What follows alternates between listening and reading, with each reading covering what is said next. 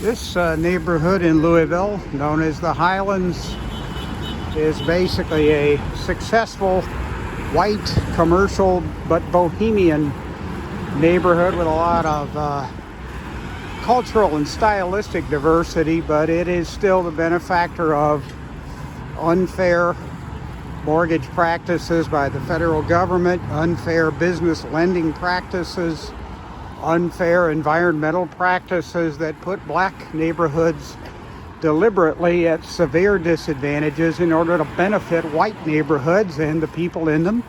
I include myself in that. And it seems like here a lot of the passersby who live the lifestyle based on those unfair benefits seem to think that enthusiastic honking of your horns in response to signs here saying Black Lives Matter will resolve the problem. Maybe I'm being too hard on them. I know they're just expressing their passions. I'm glad they're expressing them, but it's a matter of convenience just to honk your horn on impulse or to post signs that say Black Lives Matter up in all the businesses, which have a kind of a double meaning. It means we care about this issue and please don't break our windows. It's a complicated situation as far as how to respond to demonstrations that can get out of control when you agree with them. I agree with them, but you got to do more than hoist signs and honk horns. As good as it is to at least be expressing yourself on the issue.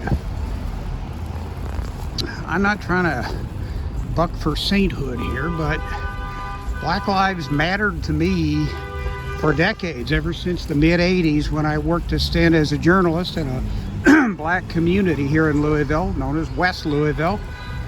It changed me. I've been changed ever since. I've learned to understand black communities on their own terms and their people as individuals, not just representations of issues. And I've tried to be a patron of businesses in those communities, including such things as coffee houses, restaurants, auto service centers, repair shops, things people don't associate with black communities. Again, I'm not trying to fix the world by myself, but I'm saying living a life where Black Lives Matter to whites is different than just a vocal response during a crisis point. It's got to really mean something.